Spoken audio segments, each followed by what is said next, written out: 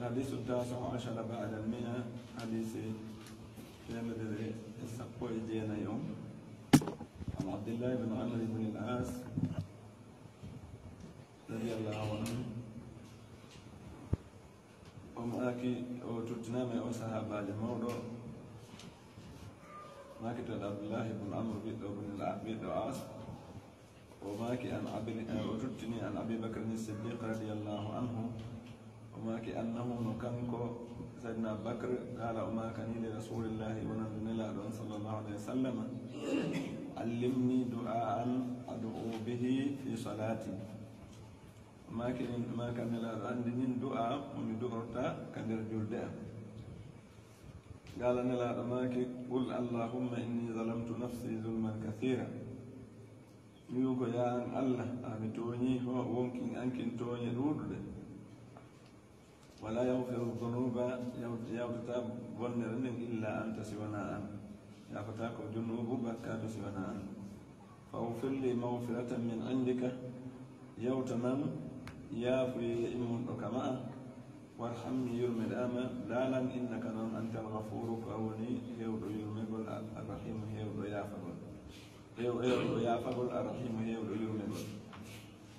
المعنى الإجمالي هيرو مفتمهم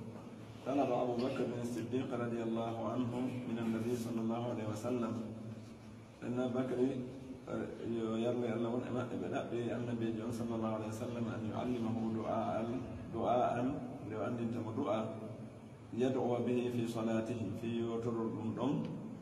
دعاء كان يرجو مكة فأرشده النبي صلى الله عليه وسلم أن يدعو بهذا الدعاء النافع لنا رونتين بنمو لأتروت أو دعاء نفره لأنه اشتمل على الأسباب النافعة لوصول الإجابة هذه أن مفتي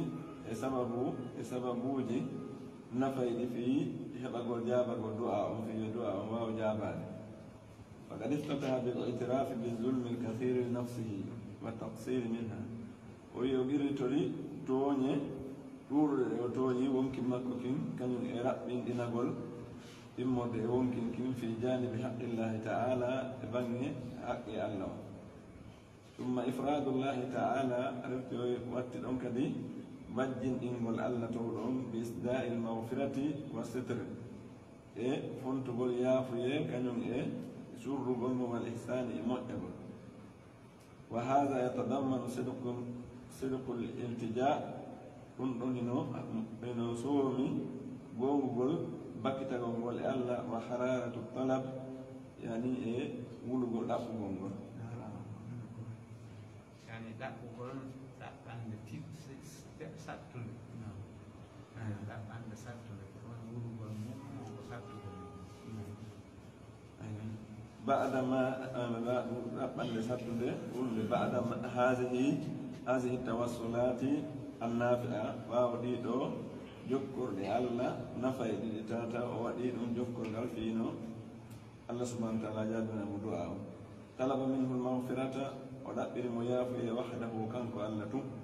لأنه قد لا يقدر عليها غيره وتاب يا فارق ونا الله ولا يجزل بهبتها سواه وتاكدي أكبر أمدهم هبين دنقل دكال سوانا كانك الله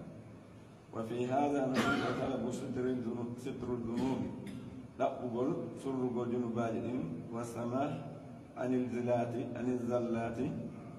من يافقون مكاد من يوم مرتان تكون مرتالكم بعد هذا باورن سأله الرحمة وتري ما يرمين التي يرمين هي الخير الكثير كدون مؤجر هي يرمين وختم هذا الدعاء وتمن الدعاء بالتوسل إليه بصفاته الكريمة يجبر بالله تقرب الله بصفات مكة تبدو فإنه قولي من اتصل بالعفو والرحمة كلام سبتر يافق يرمبر فإنه ما اتصف بالعفو والرحمة سفترته يافق يرمبر وسفترته إلا ليجود بهما سوانا يؤكدين على عباده لوجاء مكبين يعني وسفترال دي لو سوانا يافق يرمبر سنا فيه يؤكدين لوجاء مكبين لا سيما أن تمتنين المقبلين عليه بين فيوتو بمكة الملتهثين الملتجئين إليه بين جوني بمكة. ما يؤخذ من الحديث ويتدقون حديث كسريا. أولا استحباب هذا الدعاء في الصلاة يدعو دعاء ذوك للجلد. ثانيا اليوم حسن الدعاء وتناسبه ومدق الدعاء توب الكريم حور نري كونك كونا ولدنا. قال السمعاني إمام الصنعاني أماكي ولا يخفى صوراك حسن هذا الترتيب مدقل أو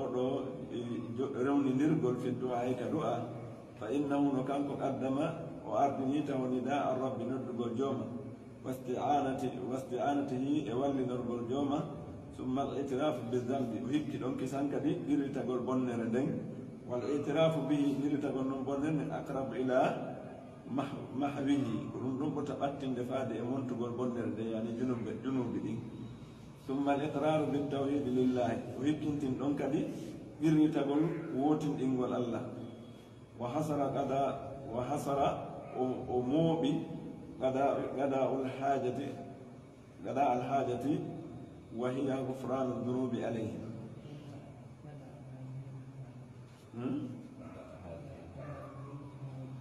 غداء هذه الحاجة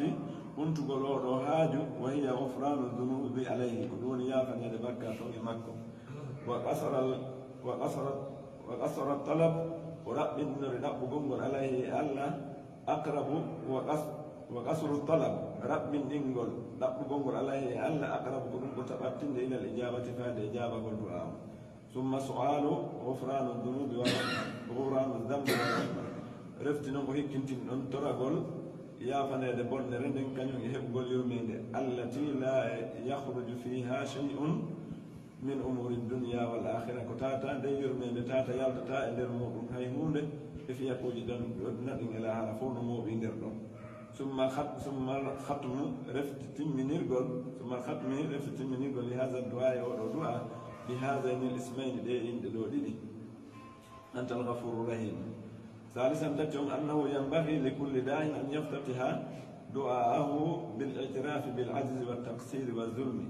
نهانا نكلم تراد بودي تورتا تناغول ماكو غول الله غير تاغول رونكير ماكو دين بوتاتا او وين انتا اور ماكو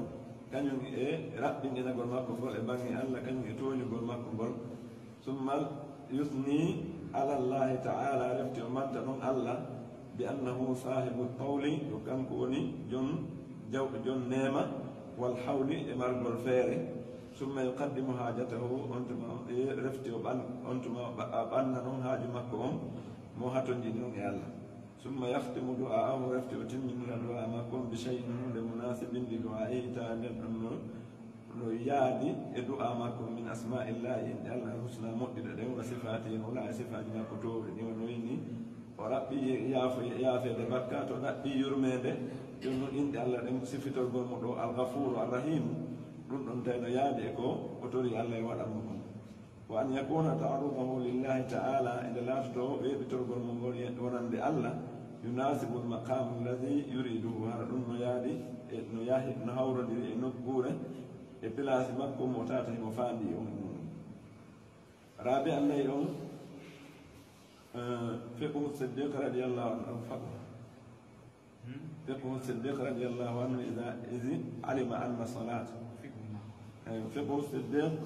فهم قول سيدنا بكر الصديق رضي الله عنه يلا ون امرك اذا علمت من ان الصلاه موجوده بالموت الاجابه ونبكك دعاء اجابته فطلب من النبي صلى الله عليه وسلم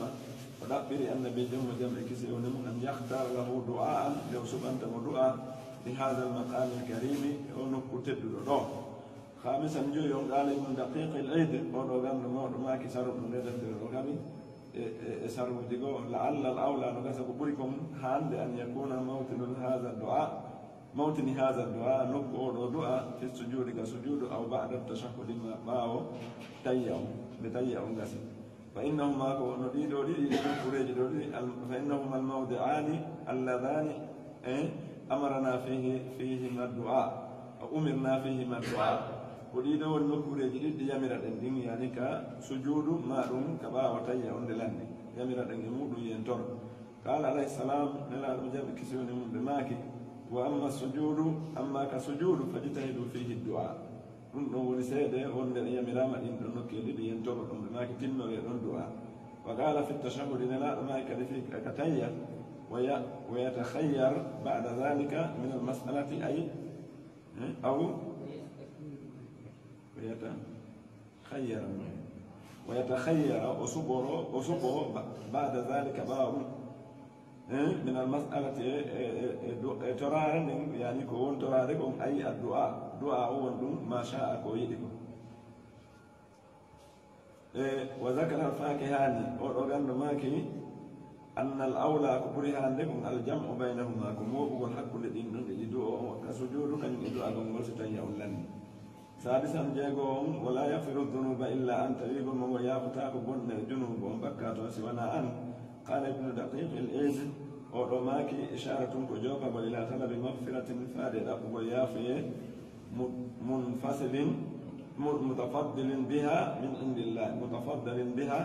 من عند الله متعتا أنك كألا يوريك وألا يقدمه تعالى على أطوري لا يقتضيها سبب من عمله ɗum haɗa ko allah tu woni mo okkirde ni ina wonde ko golle sabu o waɗi tawa ko ɗum woni allah woni okkirde mo ɗum ɗon la yaqtadiha sababu min amalin hasanin aw gayrihi harana fi sabu o waɗi golle moƴƴe ma bina ɗum ɗon haɗa ko ɗum wonirde allah okkumo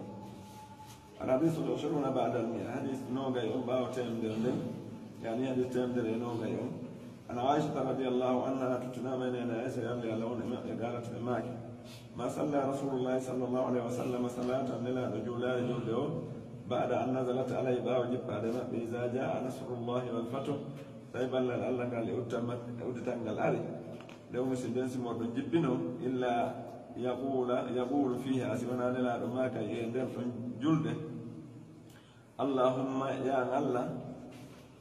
ربنا اللهم يا الله سبحانك اللهم ربنا سنا يورنين عن جوم أمن وبحمدك ولد يتور ما لا الله مغفر لي الله يغفر بني وفي لفظ ما يكون قرقوا حديثهم كان رسول الله صلى الله عليه وسلم يكثر أن يقول ما كتب في ركوعه كركوع مكة وسجوده كسجود مكة سبحانك سنا ما أسمع يورني ما اللهم يا الله ربنا جل وبك وبحمدك ولد يتور ما الله مغفر لي الله يغفر المعنى الإجمالي في رواه مفتوح من سورة النصر سمو الناس عند نزلت بجبك قبل وفاة النبي صلى الله عليه وسلم قبيل وفاة النبي صلى الله عليه وسلم مغو فاتقول نلا انتي فاتقول نقول ودا فكان نزولها لا تجيب قول ديد وسمور مؤذنا او مؤذنا بوفاته تيدون دونكو بانين دونكو هم بيتودون بوليتودون فاتقول نلا صلى الله عليه وسلم ولهذا وصبر ذكرت عائشة يعني عائشة جنتي رضي الله عنها أنها أنها ندير وسمورة حينما نزلت من بجبن على النبي صلى الله عليه وسلم أخذ يتأولها بالعمل نلا فرت للأنهم قل الانتهار على فر البركم للانتم فإن الله سبحانه وتعالى سنة ولني موتوري ذكر وجنت فيها إذن سمور أنه كوني إذا حصل فتح مكة ستي ولد مكة الودي وصارت بلادا إسلامية مكة وانتي ليد الإسلام وعرف الناس دين الله من عند دين لك وشرائعه شريعة مكة وأقبلوا عليه بفوتتي ألا راغبين فيه في اللهم غير مكرهين ولا فرسابه فإنك أيها الرسول أيها الله تكون لا قد بلغت الرسالة بلغت الرسالة أرى يتنين لنغا وأديت الأمانة أتبتيه على أرض ونفذت ما أمرك الله به أرى أسيني كجومي مالا كجومي يمر معكم فلم يبقى هداك إلا أن تختم هذه العبادة الجليلة أن تختتم سوانا تمنيت هذه العبادة نال ودول الجليلة مونغل بالاستغفار قول ترغل يافيك ألا إنسنا قل والتسبيح يسبه نقول والاستعداد إبن نقول للقاء الله تعالى ونقول ألا تولو فكان صلى الله عليه وسلم النبي جمع كسر من بلاتي يكثر ذلك في سجوده تيب ردنا دون كسجود مقبل كان سجود كسجود كبسجد وركوعه كترى المقبل سبعد ركوع فيقول بماك سبحانك اللهم ربنا وبحمدك سنة يورني من جوم أمين وندو يتور ماذا الله يافلا فهذه الكلمات دي لو كونغودي جمعت تنزيه الله تعالى دي دو موبي لا دينغول الله تورم عن النقائص غاي اويتالي مع ذكر محامده وند جنتغول يتوري الله دينكدي وبعد هذه التواصلات بهذه النعوت الجليلة وباو جوكرغول الله دي دو صفاجي مونودي يطلب منه المغفرة مدبر دون الله يافيهم فإنه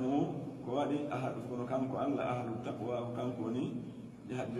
جوما كلونغول وأهل المغفرة كانكو دي جوما يافيهم كانكو هانا أولاد كانكوني كدي يافتون الأحكام المستنبطة من الحديث نياموجي ونا ياتني له أو حديث أولا استحباب الإكثار من هذا الدعاء في الركوع والسجود يدي رد إنغرو دعاء كان الركوع كان السجود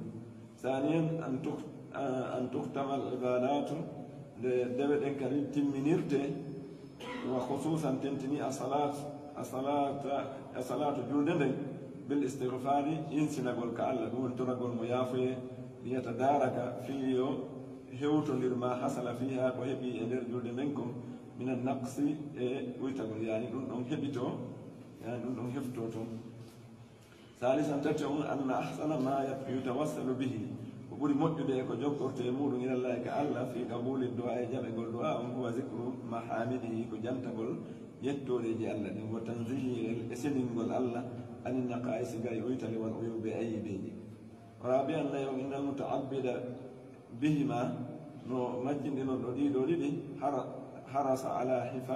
حفظ عبادته أرى ينظر بي رين قردي المكمل فلا ينبغي هذا أن يأمن نند هولوتو من الضلال إمر مرتبط والنقص فيها ويتقول إليه دولي قداكم من الضلال من الضلال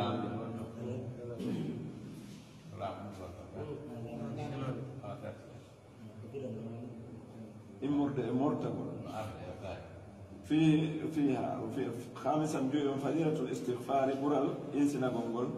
وطلبه في كل حال إذا قبل إنسنا غنغول ساي وساي كان على الحال سادسا جيبون ذكر شيخ الإسلام ابن تيمية وجنتك أن المشهور ونقول لكم عن الإمام أحمد إمام أحمد أنه قولي لا يدعو في الصلاة وتروتانو كان الجلد إلا بالأدعية المعصورة سوانا دعاجي إقال إنتاجين وكنون نلال صلى الله عليه وسلم دوري وصرف التخيير في قوله وكان قلتن تنيري سبقون ولما قل مكو كيكون لا ماكيكم ثم ليختر من الدعاء ما شاء لفتي أنتي سبو ويدي دعاجي إلى أن يختار من الأدعية كان كنا بيرنون ينتي بسبوته من الأدعية التي يدين دعاء وردت جود في الخبر في الخير مؤجر دين يوتد دين في مؤجر دين هاكو دين نمونتي دولي وهنا إذا أنتم فالدعاء المستحب دعاء إلى لهم والدعاء المشروع كلون دعاء سر إلى لهم أما إذا دعا بدعاء لا يعلم أنه مستحب أما سو أريد أمتاتا وأن ناس لا يؤمنون كيدانو أو علم أنه جائز ما وأندي كم وأندم أورد كدقيدو غير مستحب ولا يدانو فإنه لا تبطل صلاته لا تبطل صلاته بذلك جد ما كن بني تاسب وقد حصل مثل هذا كنت بك صفة من بعد الصحابة يوم صحابة في عهد رسول الله صلى الله عليه وسلم كون لا نوجد كثير منهم فلم ينكر عليه نلا رغم أن يالي أو قوادكم وإنما نفع ما له فيه nela ɗo riwanima ko woni e muɗum kon minal ajri immorde e baraji ɗi ɗi joddi fa'idatum ɓeydare qala cheikhu l'islam ibnu taymiya o maaki wa amma du'au l'imami walma'mumina jami'an amma du'agol almami on e ɓawo ɓen fo aqiba salati uqayba salati aqiba salati to ɓenga kana aqiba salati batte julde nden falam yunqal haza ɗum ɗon eggaka an annabi jom sallllahu alayhi wa sallam annahu no kanko yafaluhu imo waɗayno ɗum ɗon fi aqabi salawati ka batteji julɗe almaktubati farlare ɗen kama kana yafalu l azkar wona laato noon himo waɗa ɗi zikruji almasurati anhu ɗi tawata eggama enilaɗon sallllahu alayhi wa sallam wa man istahabbahu min al ulamai almutaakhirin kala yiɗo ɗum ɗon immorde karama koɓe sakkitiɓe fi adbari salawati ka batteji julɗe falaysa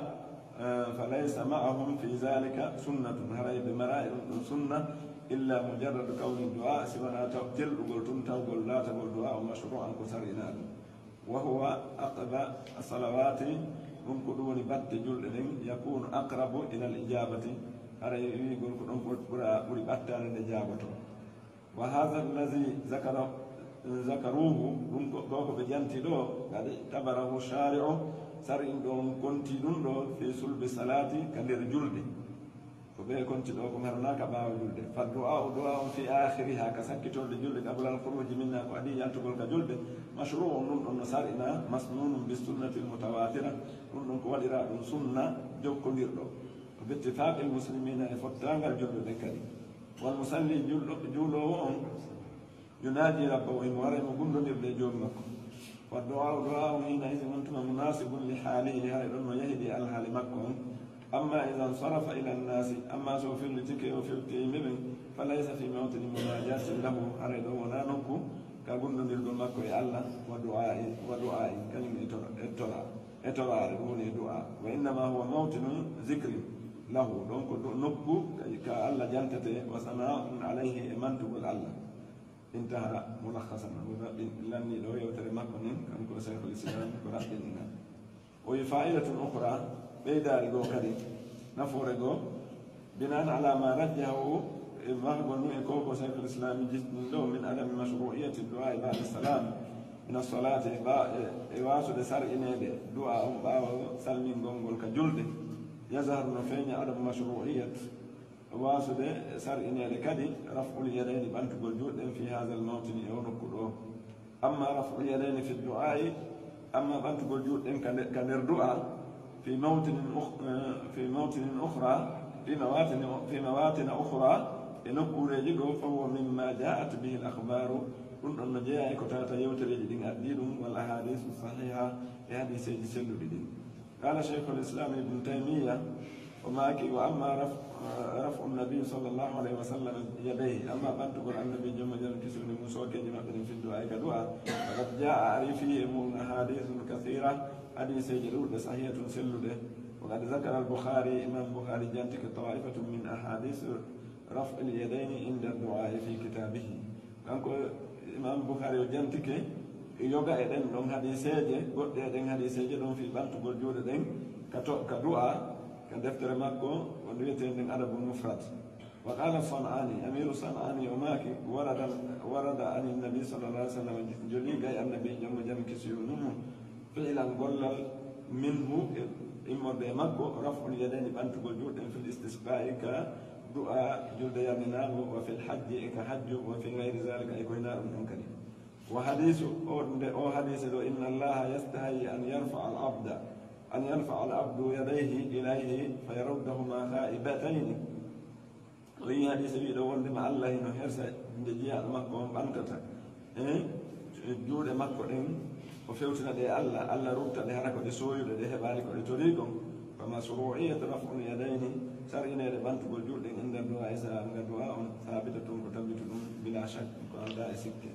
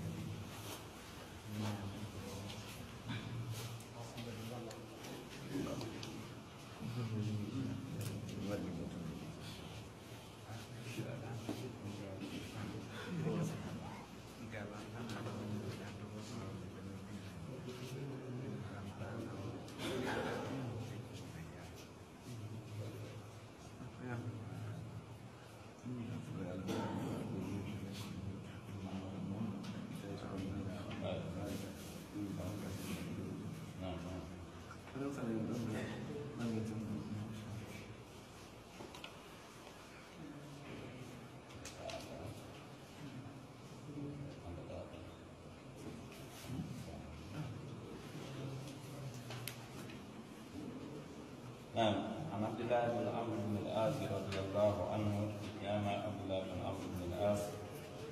يروي عن ابي بكر بن الصديق رضي الله عنه وابي بكر بن الصديق رضي الله عنه انه وان كان سيدنا ابي بكر قال ابي ان الرسول قال ابي ان الرسول الله صلى الله عليه وسلم علمني عندنا دعاء ادعو به من ترى في صلاتي وجوعا أيون لا قال لا ماتي قل أبي أي اللهم إني ظلمت نفسي ظلما كثيرا اللهم يا الله إني ظلمت نفسي بكوني هولا ظلما كثيرا كوني أولد ولا يغفر الذنوب ألا يغفر الوكاب إلا أنت سناء فاغفر لي حفرنا مغفرة حفرنا من عندك إن وجدك ما وارحمني يوم الآن إنك أنت الغفور أولي يا قدر الرحيم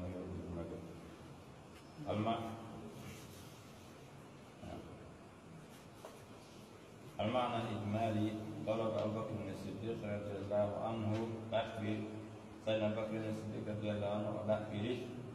من النبي محمد صلى الله عليه وسلم أن يعلمه أن دعاء ليدعو به مؤثرة في صلاته كجود مكة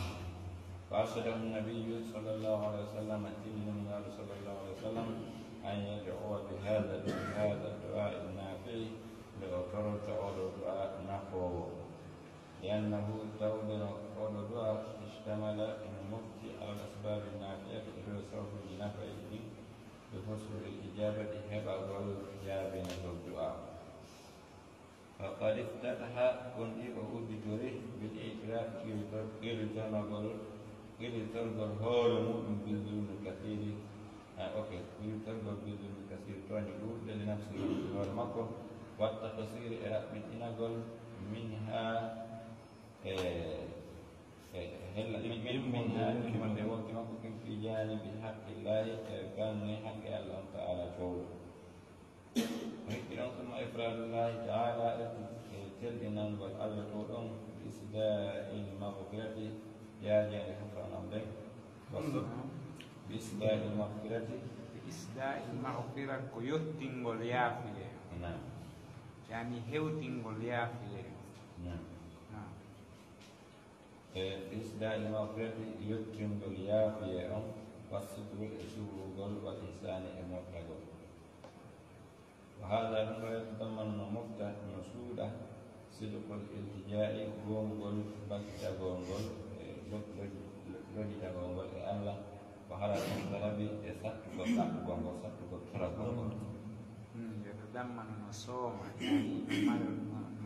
no soomi nder ɗon no mari ɗon no holli ɗum ɗo yani ɗum ɗon no soomi nder ɗon wonde woodi gomɗi e bakagol e Allah ngol joñoɗo makko wi yo yaafo ɗaɓɓiramo yaafo yani irritagol bonnere muɗum ɓe andi tawonde no jaccindini ko wakkili o kañum kono no jaccindini hella Allah ɗum ɗon ko goongugol e joñagol e Allah rawoti ha waki ko woni e muɗum ɓay ko sahabaje ɓurɗo sahaba en fof no mbaɗo longini ɗum بعد هذه التوسلات النافعة أو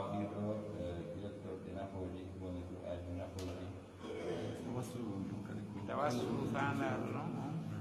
ko yottorgal bimana tawassulu ko ɗo ɗen rewɗa fiya hewtin ko hewtata konka yahatala joni noon ko odu'a ɗo yottorɗa e Allah fiyo yaha yani attawassulu biddu'a yani yottorgol Allah fiyo yaha ko ɗum wiyete tawassul ɗum waɗi la yutawassalu ila Allah bizawati nnas aw bi gayri dalik ala wiide Allah barki hunde kaari waɗanan hunde kaari a adday woni golle ɗe yottora ɗum ta Allah yani ko yottorgol golle mum moƴƴe ɗen ma yottorgol du'a ma yottorgol moƴƴere goo e sadakaji ko nande e muɗum ko ɗum ɗon hewtinta ko du'ete konka Allah subhanahu a yottori ka makko du'a ko koko inni allahumma inni zalamtu nafsi ko وتوسل توسل بهذا الدعاء إلى الله ليغفر الله. نعم. بعد هذه التوسلات النافية قال الرجل قبلتنا قول الدعاء نقول طلب كم سنة بكر تأخير من مدعلا المغفرة حفرنا وحده كم تأخير مغفرنا كم نجيا آداج موت بابن ndey ɓe hollita Allah haaji maɓɓe on e hoore mo ɓuri anndude ko ɓe yanñata o si ɓe hewta noon hay enen kamen sa ari ɗo joni ka makko ba ɗaɓɓugol haaji ko ɓe yewta taw yewtere hoyo seeɗa hoy sinna noon waɗanan hunde kaari amma naatugol ɗum ina waɗu ara gasata ala jennaɗa toon kono no hayfi tawi gonɗen noyja on hewti jam on dawti jam e kono no fewndor ɗon kono no ɓutti kono golle ɗen no masude seeɗa seeɗa e alhamdulillah golleji mon ɗin no nafi julɓe ɓen fota cifa ɗin fof wowla taw sinna noon min kadi ɗomiɗari ka min kadi ɗomiɗari ka moɗon yo walla fiwde kaari ɗum wiyete tawassul ɓe rewa nokku goo taw yottora taw si fewta Allah noon illa Allah mahfirni hay ɗo o rewi nokkiyel ɓuri subhanaka allahumma wa bihamdika nastaghfiruka wa natubu ilayka allahumma inni zalamtu nafsi zulman kathira wala yaghfiru dhunuba illa anta a ɓirrike jakkiɗinare ma nden e tooñe ma nden e bonnere ma nden e hollugol wonde an ko a hatujinɗo e Allah inna noon Allah a waɗana noon nam a holliɗo ere ma لأنه يقول نقول في لا يقدر عليها حتى هناك يعني يأخذ البكاء غيره سمعت الله ولا ينزل بهبتها